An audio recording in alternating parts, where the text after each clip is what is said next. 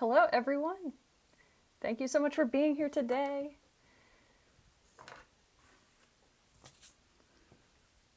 Let's see. So if you're watching the replay here, this is going to be, hi, welcome everyone. Thanks for being here.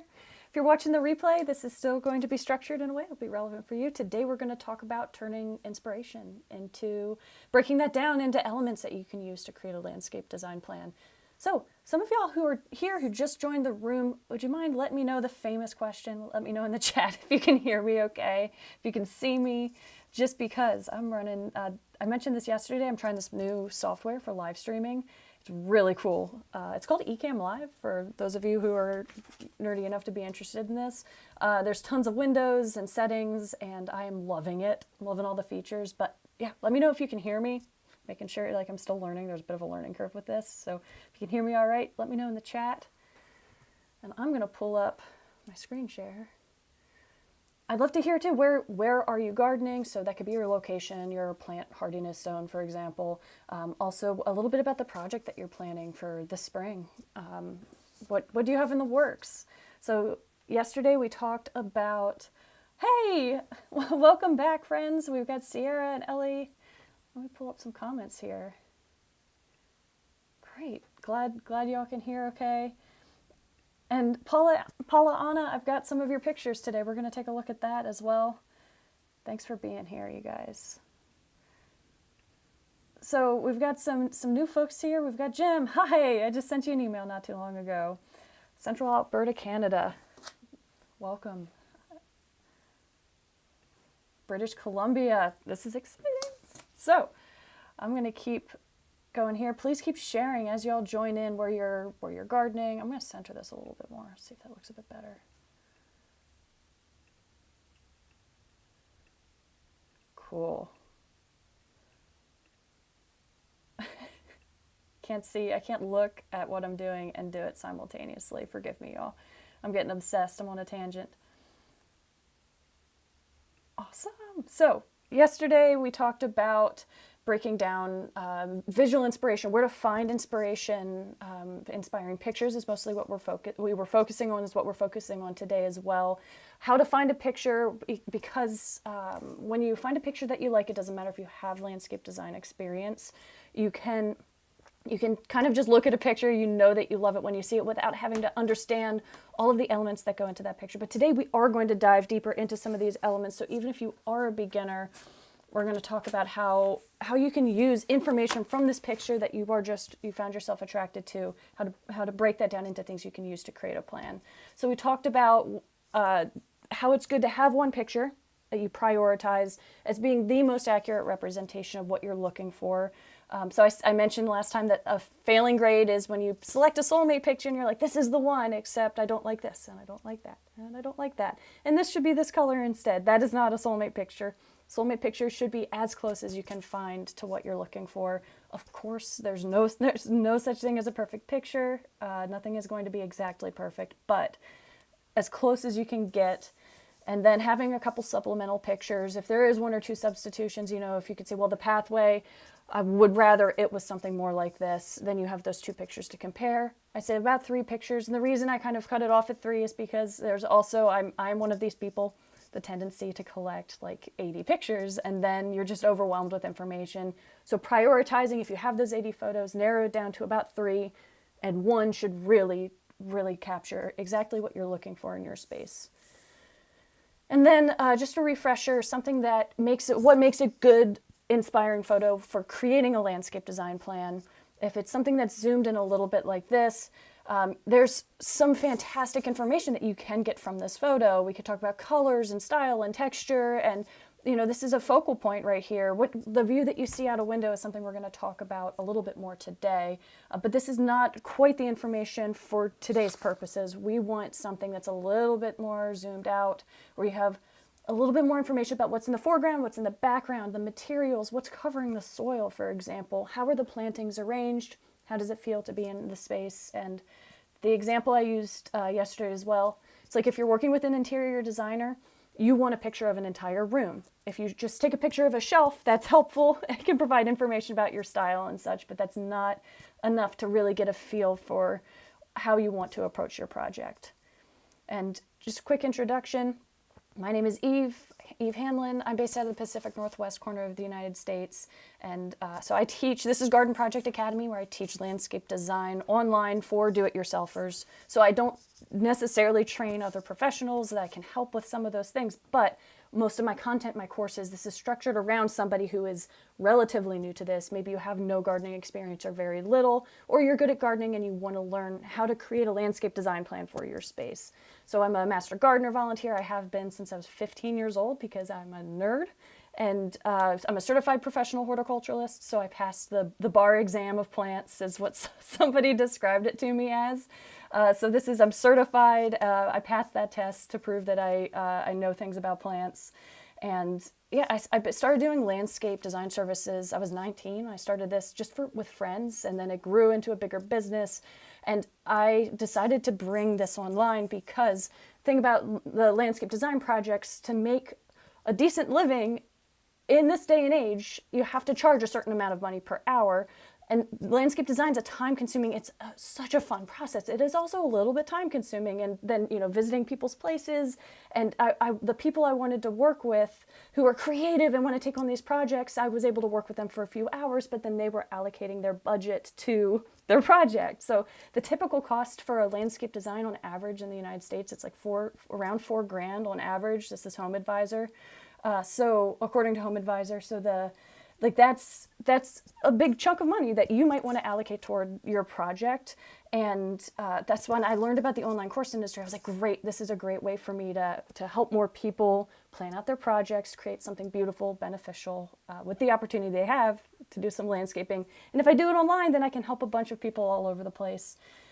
That being said, checking in on the chat here. Great. I'm going to circle back. Y'all got some great thoughts here. Please keep adding things to the chat. Tell me where you're tuning in from. Tell me about the project that you're working on. What are your dreams, your goals for the space? And also what you're most excited to learn about today. I'm down to hear that too, please, because we can kind of tailor today's presentation. So, this is a live stream online. It's a workshop. I've got some slides and such to really provide some structure, some resources, so you're guaranteed to walk away with some really concrete next steps that you can take. But I'm happy to kind of customize things based on what y'all need. So please add questions in the chat. So I mentioned that, I'm helping folks all over the world. We've got, you're from Turkey, tuning in from Turkey. Like, this is incredible. And I know we've got Jenny again from Wyoming. We've got Ireland. Hi, Dwayne.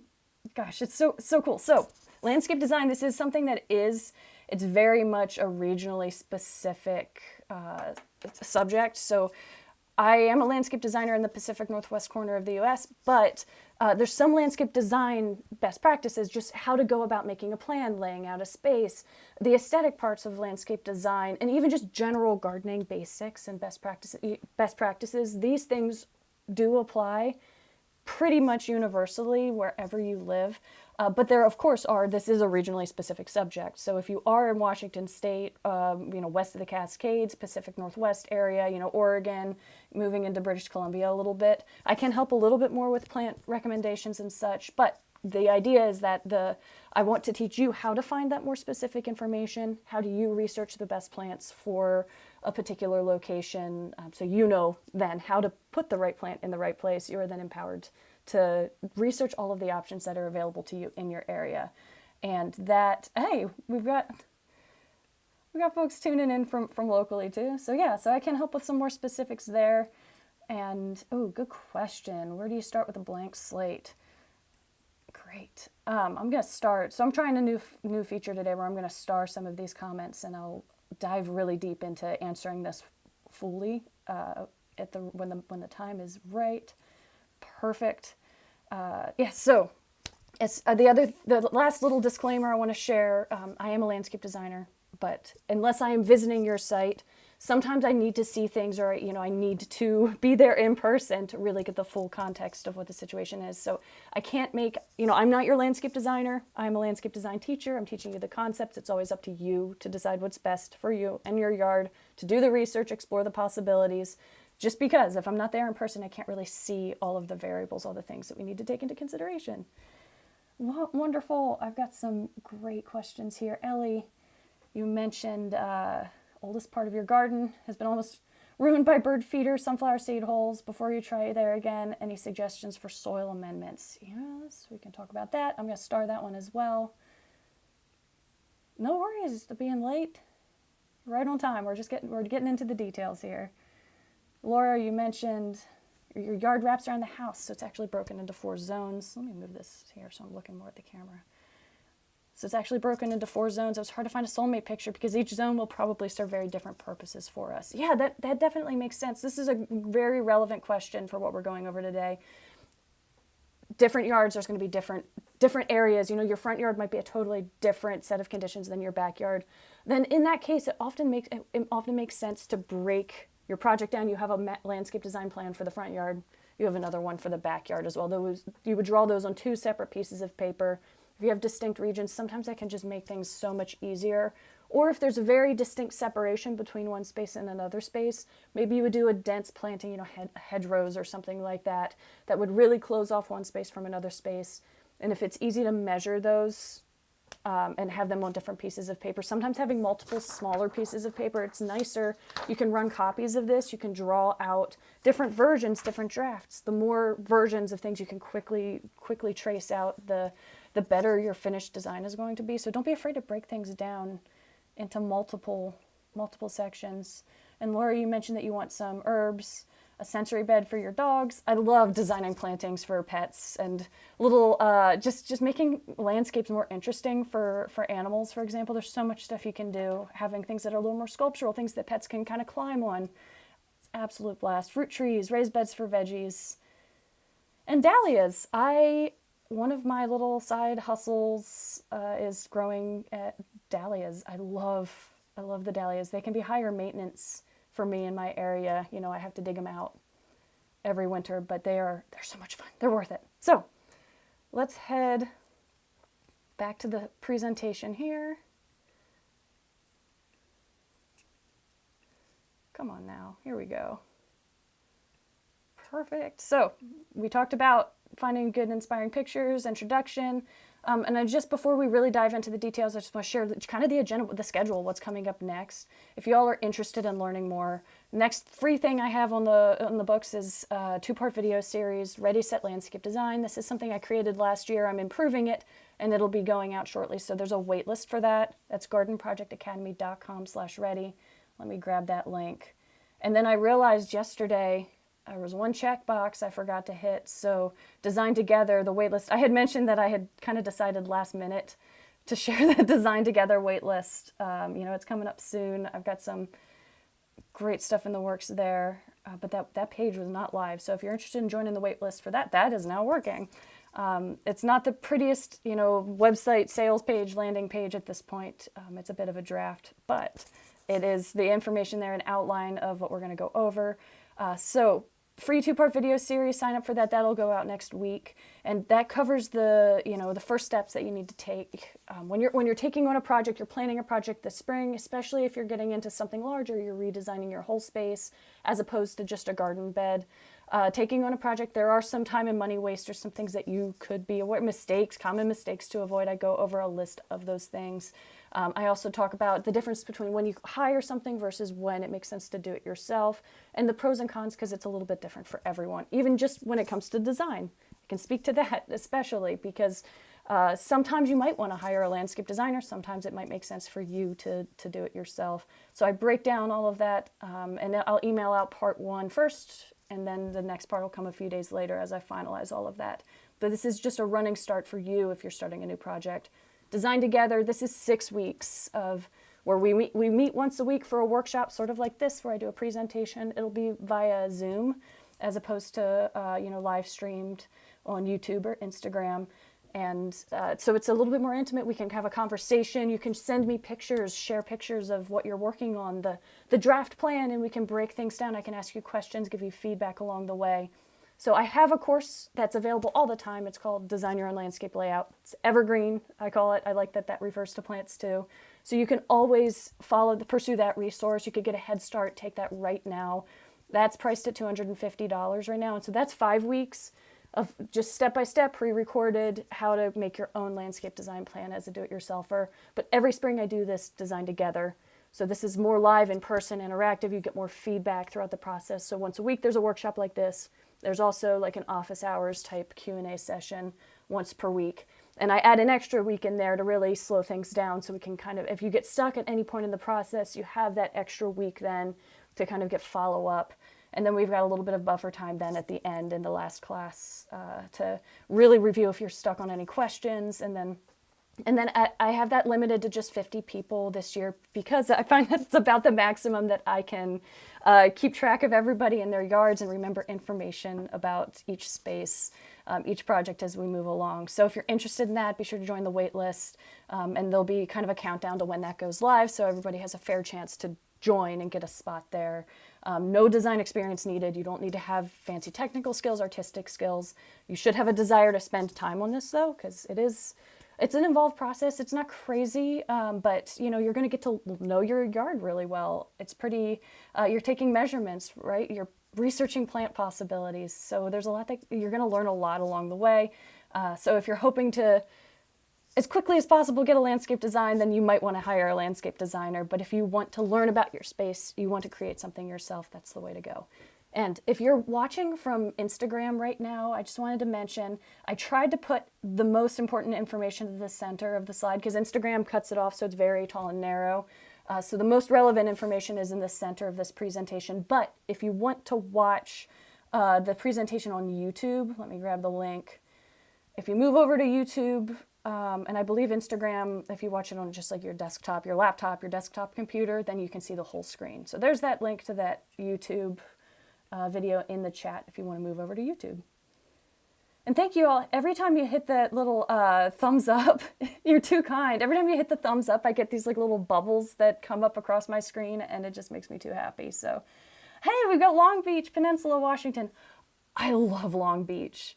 The restaurant, Pickled Fish, we are there all the time. It is incredible.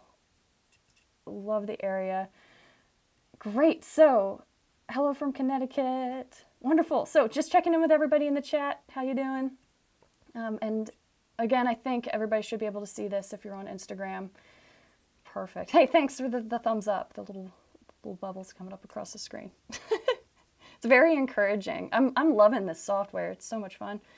So, as we work through the slides here, I think the best way for you to get the most out of this is to get out any inspiring pictures you have. I know that, one day turnaround time isn't a ton of time to do all the research and really narrow down, find that picture. But if you have something that you're really liking so far, or just for fun, pick an example picture to work through, something you like today, and then you'll get practice as you follow along. So what we're going to do is I've got 8 slides with a series of just prompts. It's like 1 to 4 words basically that will represent some design concept or something that you can observe about that image that will teach you a little bit more about the design. I guarantee as we move through this, you are going to notice things about the layout of a space, about the aesthetics of a space that you just didn't notice when you first pulled up that picture, I'm certain. And I recommend to get a blank piece of paper too and take notes about these things that you observe, because these notes then act as essentially ingredients. I love a lasagna example. I do this when I talk about lasagna gardening too, of course, but the idea today, an inspiring picture. You taste lasagna, you have no cooking experience, you have no idea what goes into lasagna. You taste that, you're like, great, I love this. That's your inspiring photo right now. And for the most part, even with no experience, you can probably break down, okay, we got pasta, we've got ground beef in here, we've got something tomato-based. Today we are going to you have the help of someone who can help you pick apart and identify what those ingredients are that makes that lasagna really good. You can't recreate this inspiration without understanding fully what goes into it. So you're taking notes as you go, you're identifying the ingredients, the things that you like the most. Maybe you realize that the basil is the thing you don't like about a particular picture, or maybe you realize that that is the thing that creates the effect that you really enjoy. So the notes in particular are really important. And speaking of notes, I do have my cheat sheets over here because I am going to follow along just to make this as concise and relevant as possible. Let me just check in real quick. We got that. So we also want to consider the minimum that you need to reach your goals. Everybody has, I'm maybe one or two of y'all watching, you do have this unlimited budget. You've got a big budget to spend. Maybe you've been saving up for this project. You're really excited. But most of us, we do have some budget constraints. So you're thinking about, as you look at your inspiring pictures, what is the minimum that you need to achieve the same look, to achieve the same effect? And while it would be nice to have, the manchego cheese from Spain that's super fancy, it tastes the best, it's superior. Getting some Parmesan cheese from Costco, it's going to fill the same purpose. It's still going to be a great lasagna. So in that example, if you want this fancy seating area, you have an idea, maybe you want the tile mosaic, you want something really nice. Maybe in the meantime, you're just starting with a gravel seating area. It's still creating the same effect. It still has a very similar look and feel as far as the aesthetics go. Every aspect of your design, you can think about that. Silly example, I know, using cheese, but the same, any aspect any notes that you're taking, think about, what's the easiest way for me to achieve the same effect? Maybe it's planting native plants instead of, maybe there's a certain tree or shrub in the inspiring photo. You do a little research and you find that it's going to be $75 to get something that's a good match, or you can get a shrub that grows to be basically the same, size, the same shape or form, but that could cost $7 instead. There's times where you do want to spoil yourself and indulge and spend a little bit more, where there's going to be places where that investment, allocating those funds, it's just going to be more worth it. But sometimes often you can still achieve a very similar look or feel without having to, we're just prioritizing our budget essentially without having to exactly match that inspiring picture. So as you take notes, as you go along, this is just, and especially at the end of the process, you can maybe reflect on the notes that you took and how you can achieve that same effect in a creative way on a limited budget, perhaps. I also, something that's nice about selecting multiple inspiring photos that you like, having, maybe this is your soulmate picture here, top left, but having a few supplemental photos, it can be interesting to notice not just the similarities, but the differences as well. Maybe one has a straight pathway and one has a winding pathway, for example. Here we're looking at some denser plantings in these other two photos, but the plantings are not as dense in this first picture, top left. So are you most attracted to this picture, top left, because you like that things are a little bit more spacious in the areas where you're going to be spending the most time, then you're surrounded by really dense plantings? Or are you, because these other two photos are here, you have the sample size, that we've got a little bit more attraction to the more messy plantings or the more naturalistic plantings, the denser plantings. This is probably a sign that you might be more attracted to this type of style. So questions, notice the differences as well as the similarities. Just things you can go through this process. All of the notes we're going to go over today, you can go through this. It makes as much time as you have, do this entire process, ask all of these questions about every single photo separately. Then compare your notes. Notice the differences, the similarities between each. It can really help you dive deeper, kind of dissect what you like the most. I will, as we go through, I have 8 slides with prompts, and then I just snatched a couple of example photos of various yards here. So you'll see these pictures over and over again as we move through the process. And as we break these down, you're going to start to learn a lot about these pictures. And then, Paula Anna, we have your example pictures here that you sent in. So something about this is more focused on a particular garden bed or a planting. And of course, the whole landscape, this is dramatic and beautiful. I mean, my goodness. And it looks like this is more or less the kind of view, give or take, that you will have from your home. And I am very jealous. It's incredible. Those of you who are tuning in from Instagram, again, maybe switch over to YouTube if you get a chance. You can see some of these pictures, extend all the way to we're working in a landscape mode here with the main live stream on YouTube. So you can see a little bit more if you move over there. But this view is incredible, but we'll focus today on the plantings because this is where the design is going to come into this. So I just wanted to let you know, I got your pictures. They are on a slide, but we're going to talk about this as we move into planting. So this will be about slide 7 and 8. We're going to dive in deeper into the plantings themselves. And then Dennis, you sent in some pictures as well. For the purposes of today, the photos you sent in are of your landscape and you would like help with your plan overall. Since we're breaking down inspiring photos today, I didn't pull those onto the slides. But send me an email if you're watching this, because I would love to help out. But I didn't get your email. I didn't put a field to collect email addresses on that form. I probably should have, in case stuff like this comes up. And then Sierra, just as I was setting up the live stream here, I saw you added some photos. So I think we'll circle through at the end of this. I have like the tab to the Google form pulled up. We'll pull up your images and go over that toward the end as well, just so that you can get some screen time here. We'll break down those example photos. And I think, we'll go through one slide at a time, but then at the end, I think for everybody who's watching, that will be helpful to see just going through the whole process based on one or two photos, just pretty efficiently. You can kind of see just a wrap-up example of doing the whole process one more time. So any questions? Checking in with the chat here. Anybody have anything that in particular they want to focus on or most excited to learn about? Let me zoom on through. And I haven't forgotten about Ellie. You have some questions about soil amendments. And we've got Red Eye, LAX to Boston, question about where to start with a blank slate. While I'm waiting to see if you all have any additional questions as we transition here, starting with a blank slate, this, of course, starting with inspiring photos is a great way to start. And then when you have a blank slate, thinking about your goals, activities, uses for the space, what you plan to do in the space. Think about your values as well, what you want to live out in the space. If you have particular, landscaping project is a really cool opportunity to do a lot of really cool things.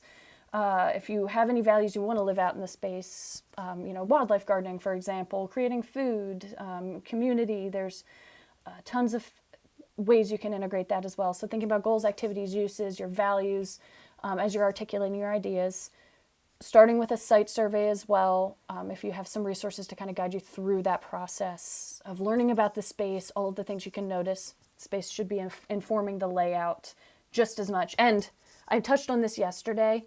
As we move through this as aesthetic inspiration, we're learning about all of the things that you want in your design.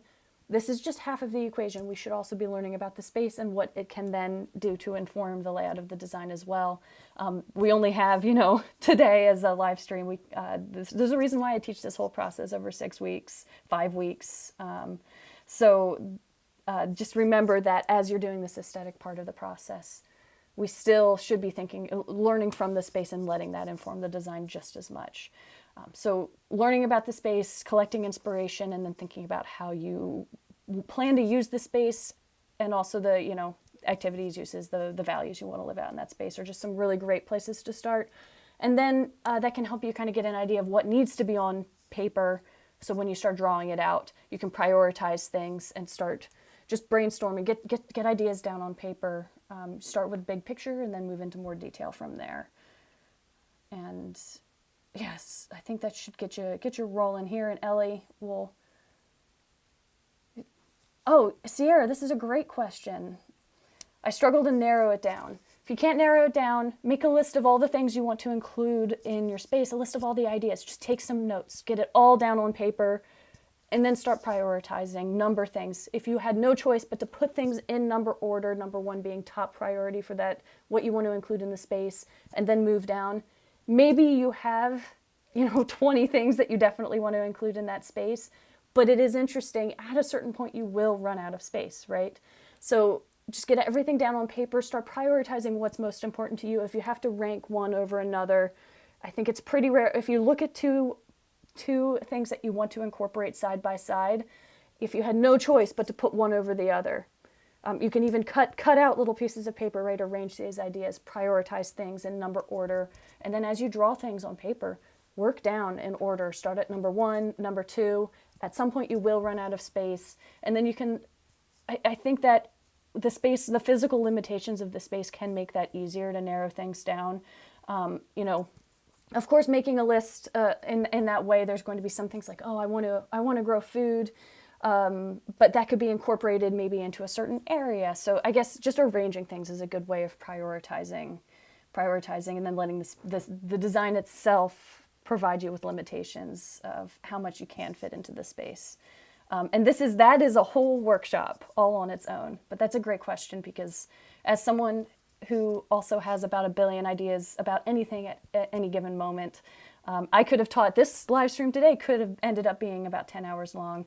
I can relate to this. This is a very common situation. And throughout, my 5-week course, or the live Design Together 6-week course, every class I'm going to talk about prioritizing, narrowing down the option, overwhelm, because it is such a common, you're not alone in that.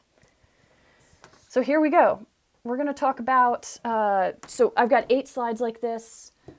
Purpose and use for the space. I talked about, when you're starting with a blank space, goals, activities, and uses for the space, your values. When you're looking at at a photo, think about how this space is being used. In this area here, we have a little bit of a seating area where folks you can sit in there. You could be working, painting, reading a book, and looking out. So this is very much about the aesthetics of the space. Maybe walking through the space is another purpose or use.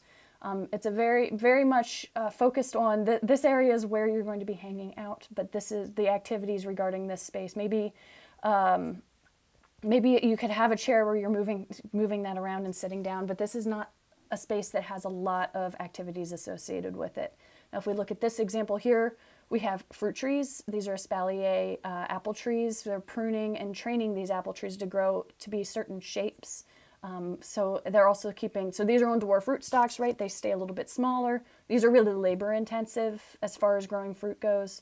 But then the fruit also it's really easy to care for these trees because they are smaller. The fruit's really accessible, easy to pick, and they can be surprisingly productive considering their small size. We also have just a lot of herbs coming in as well. We've got chives here. We've got some baby lavender growing in. We've got thyme. So this space is not just a place to sit down, hang out. You're going to be spending time collecting things for your cooking garden, right? So every space, for most inspiring pictures, you can identify a purpose or a use for that. And just a space being beautiful, beauty alone is worth something. That can be the purpose of a space, but I do challenge you to go beyond that to make spaces extensions of, your indoor living space. You should have outdoor living spaces as well. Not every space needs to be that, but I would encourage that. And then views are interesting. So view and a focal point, let's talk about the difference between those two things. A view, it's a way I like to summarize a concept where if you're looking out your kitchen window, for example, that is a view. You look out into the space. The angle from which this picture was taken, it's a place where you are standing, you are looking out from. Many gardens are designed, or landscapes are designed with that view in mind. From what angle are people going to be seeing, observing the space? And a lot of times the design is laid out with that in mind. You could prioritize the most important view. So maybe that is a view out of a sliding glass door or a kitchen window. Or maybe that is the view from a particular seating area, like a deck, for example. You think about the view outside of this little cottage right here. So Jenny, you asked that you'd love tips on designing with borrowed landscape and blocking streets, homes, and signs with bushes or trees. Yes, so privacy, sound barriers as well. Designing with a borrowed landscape, do you mean, spaces, kind of integrating your design into things that maybe are not on property that you own per se, that kind of thing? Let me know if you have any clarification there, just so I can answer the question the best I can. Perfect. So we're talking about views there. Now the difference between a view and a focal point is the thing that catches your eye, right? It's the main attention grabber. The focal point in this picture is going to be the water feature. You could also, in some cases, consider arbors to be a common focal point as well. The focal point could be a seating area. A focal point could be a structure. It could be a piece of art, a bird bath. In this case, the focal point of this design is very much the center of this very formal arrangement. We've got the water feature. Easy to guess the focal point of that one. The focal point of this space is the center point here. You could say the bench. You could also say the center of this garden bed. So a view is you're designing what something will look like from a certain vantage point. A focal point is going to be the thing that captures, it draws the eye. That's the main focus. It captures a lot of attention. Now colors, this is one that's a little bit easier thinking about just spending a little, anybody knows that when you're breaking down some inspiration, thinking about the colors of the flowers and such that are in the space. Less common to think about the foliage colors. I think it's easier to focus on the bloom colors than the green, what looks good with the green that you will inevitably have, the different kinds of green. And also the colors of the elements, the materials as well. That can have a tremendous impact, especially in the winter. So we have a lot of whites and light colored materials. The house is a lot darker. Notice any colors that you can notice in this picture. And this is really helpful too if you have multiple inspiring pictures. Notice what colors are present in all three, which are present in the pictures you like the most. And see if which colors will be the most important to you when capturing your end vision. And it is easy when folks are planning out a landscape design project. They very much, especially beginners, will very much heavily focus on bloom color. But there are plants with incredible foliage colors, purples and reds and blues. So grasses, when you look into grasses, there's black mondo grass, for example, which is, some might say overused, but there's a reason, because it's breathtaking, it's low maintenance, it's evergreen, and it is a deep, dark black color. I mean, there's so many incredible plants with colors that you can keep year round. So lean into, as you're planning out colors, see if you can notice things that are not just the colors of the blooms. Furniture, and so on. Here we have a lot less color in this picture, just a more rustic color scheme, right? We've got the reds, we've got the cream colors, the off-whites. We tie back into those off-whites a little bit with some lighter colored plantings, which you could integrate a little bit more of these throughout the space. We've got the terracotta pots, the bricks. We've got that same kind of reddish tones here in the barberries. Just notice as many colors as you can.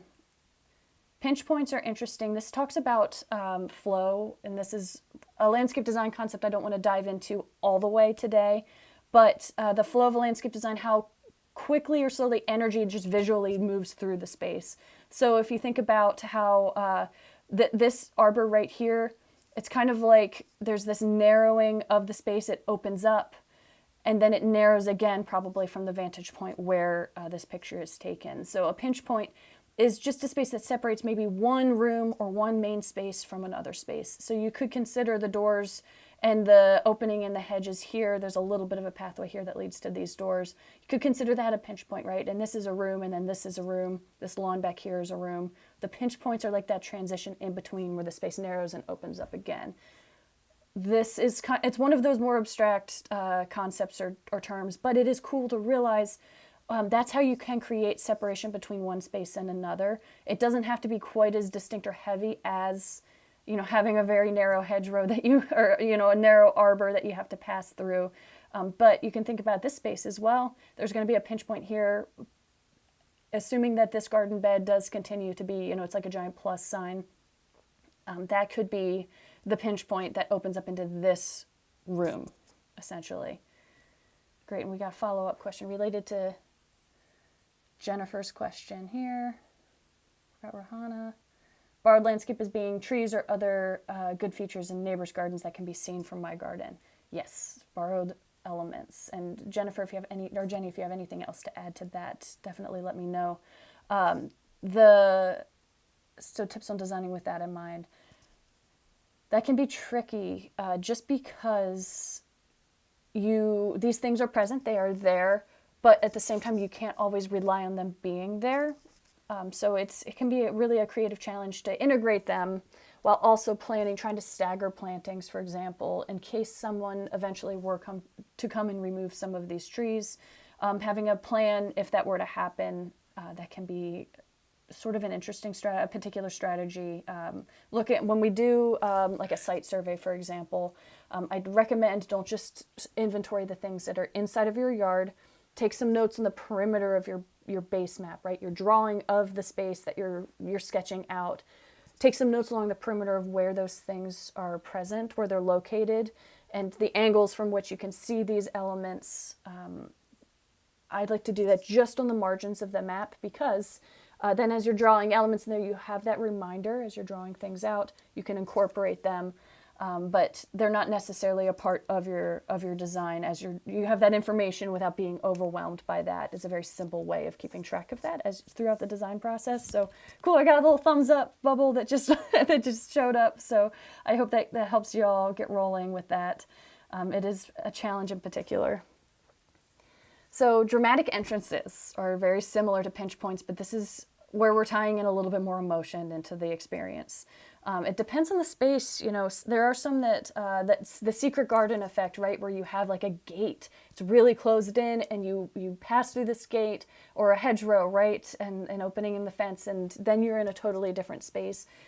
Thinking about the experience, walking up to your front door, for example, when somebody steps up on your sidewalk, you can think about the experience you want to create. If there's a sort of transition you want to create at that pinch point. If this, when you think about the space, if you're approaching this layout from this backyard, for example, you're not going to be able to see much of what's happening here. So there's a little bit of a moment of surprise when you come around this corner and you can take in this new landscape. So this is the question here. These are they're prompts, and these are concepts that we could look at examples all day, but they're just little things to think about. If you want to create that sort of experience, the emotional experience of, suddenly being surprised by a view maybe that you didn't expect, or maybe when you're in one part of the yard and you move to another part of the yard, that can be a totally different experience. It's an interesting concept that landscape designers do think about, something you could be thinking about too as you break down some inspiration. And please, if anyone has any questions, definitely shout them out in the chat. Let me know if I'm going too fast or if there's anything that we want to review, if you have any follow-up questions about these concepts. So I've used the term rooms. This is just, again, one of those concepts where we're looking at a space. Here we have this could essentially be a room right here. The inside the seating area could be another room, and then back into the backyard, that could be another example of a room, right? So this is a good way to break down if you have a big blank canvas yard. A room typically has a purpose, a use, an activity associated with it. That's one of the things that can define a room. It's really common for them to be seating areas, right? But that is not the only use for a space. You could think about a room. The purpose of a room could be, this is just an herb garden. And that is, it tends to have like one prioritized purpose that influences the design. But it is also a good way to break down a space. So you have pinch points that might separate, any dividers that might separate one room and another room. I think it's really common for folks that like a beginner do-it-yourselfer or beginner landscape, just a beginning landscape design mistake, if I could get that out. A mistake people make is they will often make their design area just one giant room. Their yard will be one giant room, and everything will be arranged all along the outside edges. Depends on the space, but I would encourage you to at least practice on paper different arrangements where you break that space down into multiple rooms, as opposed to just immediately arranging everything along the outside edges of your space. If you want to have a shed, a greenhouse, maybe a water feature, it is very common for folks to be like, okay, I walk out my sliding glass door, I have the patio right there, then I have a lawn, and then this shed will be over here, the greenhouse will be over here, water feature will be centered. Maybe that water feature, you bring that right up to the edge of the patio. And then there's a little bit of a pathway or a transition. Then there's an area around the greenhouse. And then there's some plantings in the center behind the water feature. Then you can move over to another corner, and that's where the shed's located. Of course, all of this needs to be practical and functional, but drawing multiple rooms onto that piece of paper, that's just a way to level up your landscape design. Break it down into multiple uses, multiple rooms. This is something that you should be identifying in every picture. So here, for the most part, we have one room, right? You could also imagine what this space is over here. Maybe there's more this area when you go down the pathway on the left. Maybe that opens up. And again, anybody who's tuning in from Instagram, watching the live stream from Instagram, let me drop that YouTube link again. If you want to move over, you can see the full image on YouTube. Because Instagram, it's only showing the center, the most narrow parts of these images. So we got one room here, and in this case, we've talked about this. Now, this example, we have one room here and then another room in the background. Both of these happen to be seating areas. We don't know what's in this picture, behind the person who took this photograph. But we have this very distinct pinch point, this separation between these two rooms with plantings. There's just a few stepping stones from one to another. So in the background, take a moment to observe your picture. What is the backdrop? Again, this can be, borrowed elements from a neighbor's yard. So these could be trees. These could be large shrubs. Often in almost all inspiration that folks who are in my course, my design clients, almost always, what will be in the backdrop will be these dense plantings, these wild spaces. The interesting thing is that this is becoming less and less common, especially urban areas, suburban areas, for you to have the greenery as a backdrop. So how can you recreate that in your space if you don't have that backdrop currently? So if you're working with a fence, your yard is surrounded by a fence, incorporate some trees or some larger shrubs, smaller trees as much as you can. I think folks are afraid to invest in trees because they take such a long time. They can also change the space as they grow and they fill in. Don't be afraid to incorporate some trees. Just practice that on paper. Stretch yourself to maybe incorporate a few of those elements. Also thinking about layering larger plantings along the outside edges to create that backdrop. Or you could also bring more greenery in a little bit closer to where you plan to be spending the most time. So you still have the edges softened. This is just really common, but that's not the only thing that might be in the background of a picture. Here, if we look at the background of this one, we do have a fence. We are softening this with a series of plantings in a row. It's probably not the first thing you notice when you look at this picture. But then on the sides here, we've got greenery, really dense greenery on either side, and it's a little bit thinner toward the back. So is that something you like, that you would like to replicate? Is that something that maybe you're not as attracted to? We have some art in the background as well. We're decorating the fence. And the fence itself is an element that we should be considering. If your fence is a different color, if it's a different texture, material, how is that going to change the look and feel of this space? And what could you do with that? If you could paint a mural on it, for example, you could change the color and so on. Think about what's in the background of every picture. So in this space, we're really closed in here. We've got dense plantings on either side. The house itself is creating a lot of the background. Try to notice repetition in every picture. So similar colors. We've got the dark colors of the furniture, the chairs. We've got the stripes on the umbrella. That is reflected exactly in the colors of the house. We've got the grids of the window here. It kind of matches this gingham effect on the umbrella. The dark furniture with the light, the same fabric on this cushion. We have the brown on the house. The bench matches this. Then this bench right here. Some of the elements featured throughout the space, very similar materials. We even have on the table, we have more of a cork looking material, and then we have the peat moss in these baskets. These things, there's repetition of these elements. Repetition tends to create cohesion, ties the space together. Plants will often be repeated. In this case, we see little bits of pink that are repeated perhaps, pink over here, pink over here. But this space, it's a smaller example image, it's not as much repetition. Now here we have repetition, but it's very formal, right? We've got this, it creates this symmetry or almost a mirroring effect. We've got the Russian sage and the anemones on this side as well. We've got the repeating arbors. What else is repeating? We've got some of the golden color here that's kind of tied throughout the space. We've got lots of white blooms. The material color, having these lighter elements. We've got a lighter colored statue, the white here. We do have a little bit of white on the house. Notice any repetition that you can. How does that tie the space together?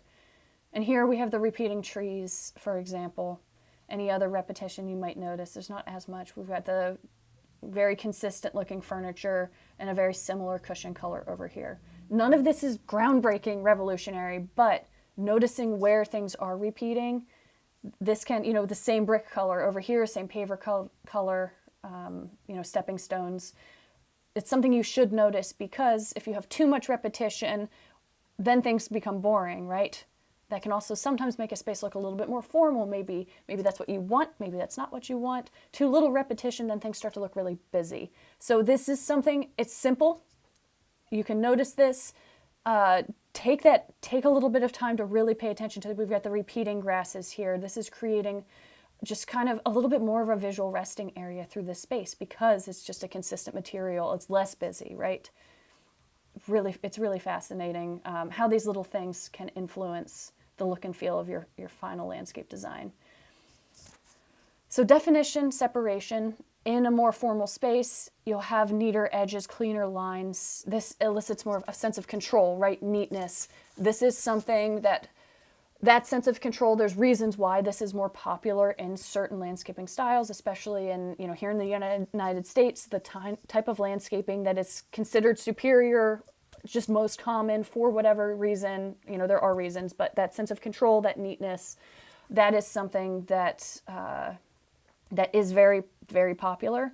So it's worth noticing when that's present. So we do have very straight lines, but there is a little bit of, the plants are creeping over the edge a little bit. We have along the edge of this lawn here, we've got this neatness. We've got the definition of this very carefully pruned. This is a lot of maintenance, right, to prune this arbor. And then we also have the hedge here. This is very, very carefully maintained. This can be a little bit higher maintenance to keep the, the arborvitae in the background. These lines, the neat lines of the boxwoods, all of this neatness, this definition, if this were not present, it would very much change the look and feel of this design. So notice where it's present and also where it's not present, right? We've got very distinct, neat edges along the edge of the pavers here. And then, but we have a little bit more of the opposite, right? A lack of definition up and into this space here. So things are a little bit more formal, the plantings here, and then it becomes more informal as you move into these background plantings. They kind of blend together a bit more. Balance and symmetry, it's exactly right. So think about the materials that, oh yeah, let's go back here. Things that are defined or separate, or the opposite, which is things that are a little bit more blended together here. So we don't have as much definition in this space. Things are very much, the plantings are very much blended together, and this creates, it's a little more informal. This is more formal. All right, so now checking in on the chat. Please don't feel shy about interrupting, dropping questions in the chat. And if there's anything you'd like me to review as we move along, please. I love the questions. I'll kind of stop at every checkpoint here and we'll check in. And things will get a little bit quicker as we move along here. I think especially number 4 of 8 will be, that one will be quicker as well. So let's talk about proportions. Where are proportions matching?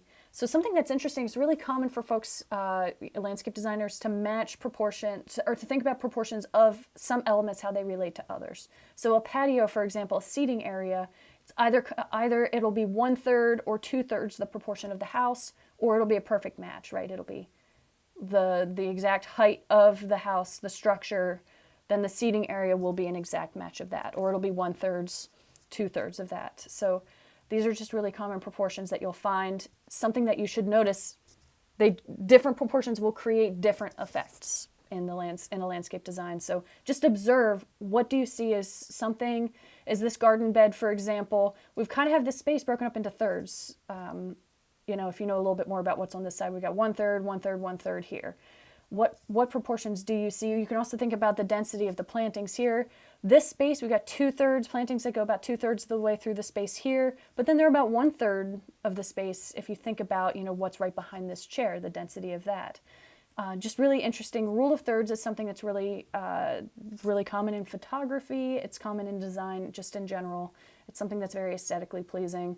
So thirds will be very common, 1/3, 2/3 arrangements. Quarters and halves, they tend to be used in more formal landscape designs, where everything will be a reflection. You split the yard down the center, half of this and half of that will be reflected in that design. That can be a little bit more formal, as opposed to 1/3, 2/3, the more informal. I'm repeating myself here. So where are things more open feeling, things are more congested or more densely planted. Here we have things a little bit more open, a little bit more dense.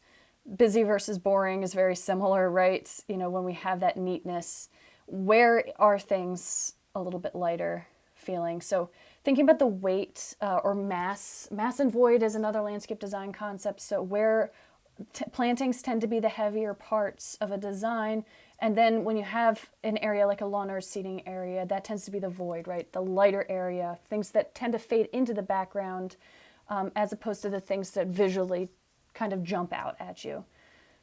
I'm jumping all over the place. Visual resting space tends to be lawns, seating areas, or can be lower plantings as well. So in this picture, the visual resting area tends to be the neater pavers here. We've got the lower plantings, but there isn't so much a lawn as a visual resting area here. But if all of these busy plantings went all the way up to the edge of these pavers, it would be a little, just the space overall would feel more chaotic. But that space creates a little bit of a visual resting area. And then we have the more traditional visual resting area right here is the patch of lawn before you move into the plantings. Sorry, my slides are just a little bit jumpy here. So visual resting area, we've got the consistent brick space. So this is something you should think about. How busy do you want your landscape design to look and feel? How do you create a visual resting area? It does not necessarily need to be a lawn, even though that's really, really common. So the heaviness and weight, so how much of that space proportionally. So we could say, you know, this space, for example, I think this is almost, it feels like 1/3 over here and then 2/3 planting. You know, there's that you could almost draw that as half and half, but that wouldn't be quite right. You know, we've got this a little bit more weight in this picture as opposed to in something like this, where things are very much open and then the weight is along the backdrop and on either side. So, forgive me, I'm repeating myself here. Let's move on to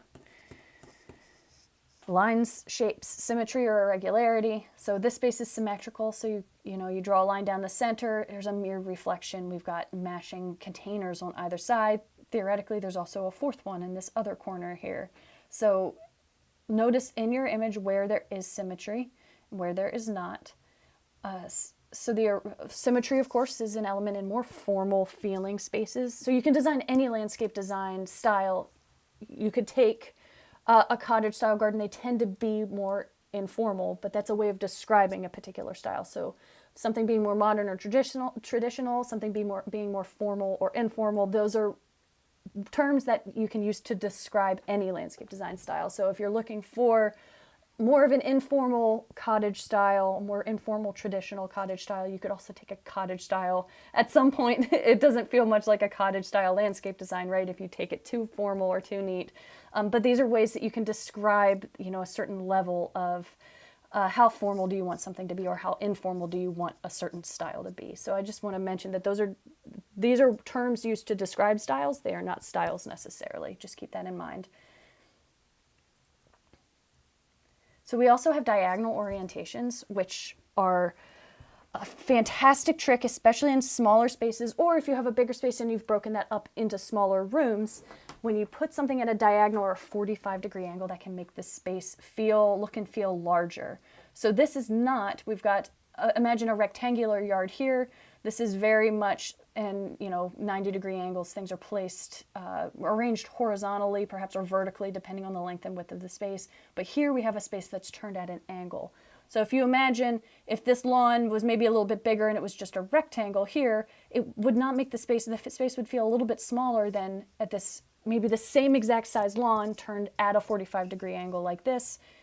You tend to look into the corner of this space more. It just makes a smaller space feel bigger. This is a very amazing, powerful, very common landscape design trick. If you have a small yard, think about everything you want in that space and then just turn it. And try different ways of turning things at different 45-degree angles, and how can you navigate through that space. Maybe some things are arranged vertically, horizontally, but other things are arranged on the diagonal or at a 45-degree angle.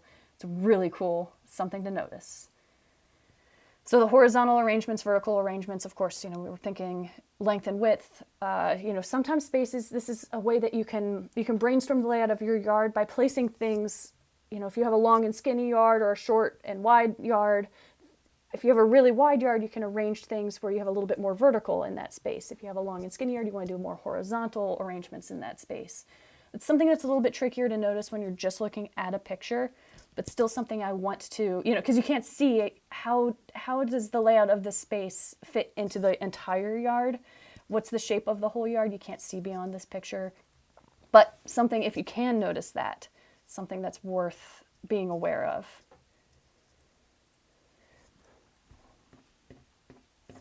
How we doing, y'all? Checking in.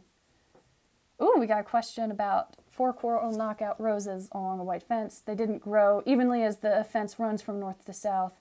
I will move them, that this is a challenge as you like symmetry. Yeah, symmetry can be really difficult to achieve because it's nature, right?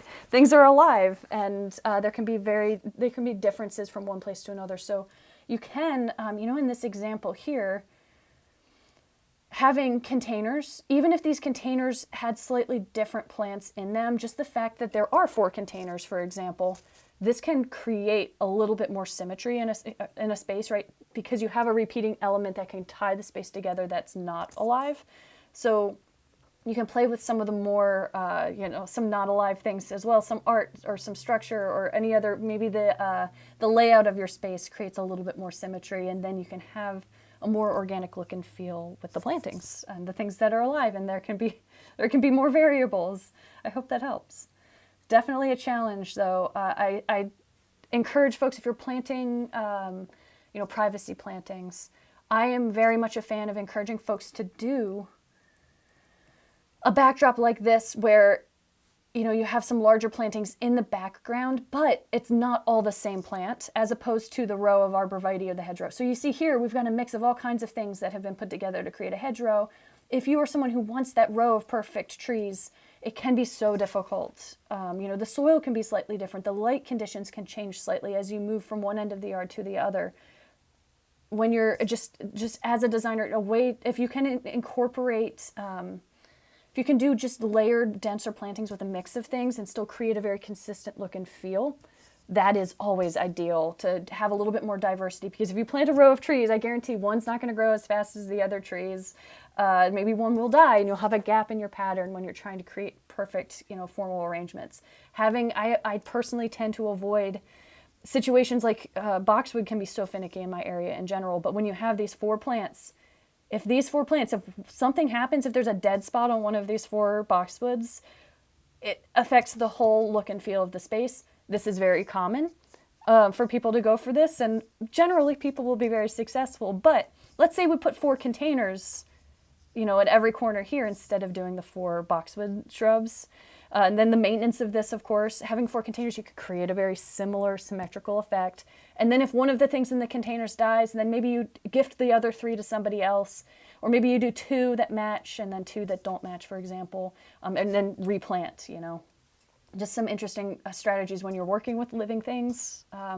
You have to kind of play to the strengths and weaknesses for sure. Let's check in on the chat. Great idea. Oh yeah, I'm so glad I can help. And thank you to Padlock Tiger 7. I'm so glad this is helpful. I feel like I'm just kind of spewing like a tangent stream of consciousness landscape design stuff at you all, but I hope you're getting good notes, and maybe if you're watching this back, you can put it on double speed, you can zoom through and kind of use this as a review as you look and break down your photos. And I know that this can be a lot of information if you are someone who finds option overwhelm or information overwhelm. This is one part of module 1 inside my course where we're going to dive deep. We're going to collect all of this information, the process of then prioritizing, narrowing things down, getting these ideas on paper. That's the other side of the coin that we don't have time to get into today. So please do know that even though this is a ton of information, there are other resources that we can dive into. So if you want to keep working on this, please reach out. So we're going to talk about lighting, shadows, artificial lighting. How does the space look at night? The soil covering materials, what mulches are used, what materials are just, lawn? Are we looking at hardscaping? Are we looking at something like gravel? How are the materials edged? Is there anything that's stopping materials from mixing? And also thinking about the seasonal, oh, thank you so much, Rahana. I'll see you next time. And also, y'all, if you're watching the replay here right now, or if you're going to circle back and watch the replay, continue to put questions in the comments. I'll circle back, check in on those questions. Great.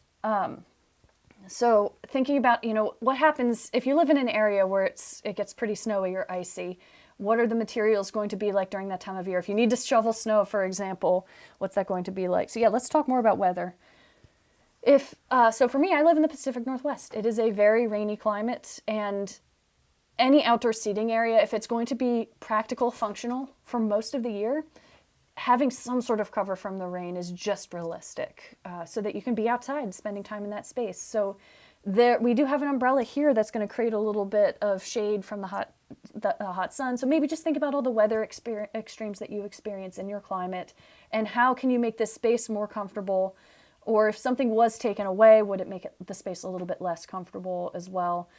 Think about what happens when it snows, what happens when it's icy. Will materials be slippery? Or If in rain or really hot sun, wind, of course, having larger trees, how comfortable are you with that? I encourage y'all, again, plant trees, be brave. Not all trees are a hazard, but of course some are. So thinking about lighting is important, and I do want to touch on light pollution. There's a TED Talk about light pollution. It is crazy how much of an effect it has on us humans, our health, the amount of light that we're surrounded by constantly, as well as just wildlife in general. It has a huge negative effect. Having outdoor lighting that's on all the time can be really harmful for other living creatures. It's one of the reasons why fireflies are declining. Having outdoor lighting confuses fireflies and makes it more difficult for them to breed. It is a very, very simple thing that you can eliminate from a space, making sure you have motion detected lights. Of course, lighting at the same time can be a safety consideration. So people don't trip, for example, they can see where the pathways are. Making sure lighting is minimized, things are pointing down. You don't have any light that's pointing up toward the sky. Things that just don't illuminate spaces if you don't need to. Landscape lighting is incredibly beautiful and it's really popular, but it also is really harmful. And it's one of those things, it might be cool to have a light shining up into a tree. And forgive me, I know y'all, there could be people watching right now that make a living designing landscape lighting. But it is, it becomes an ethical thing. Just keep that in mind. But then also pay attention to what is it going to be like to navigate a space at night.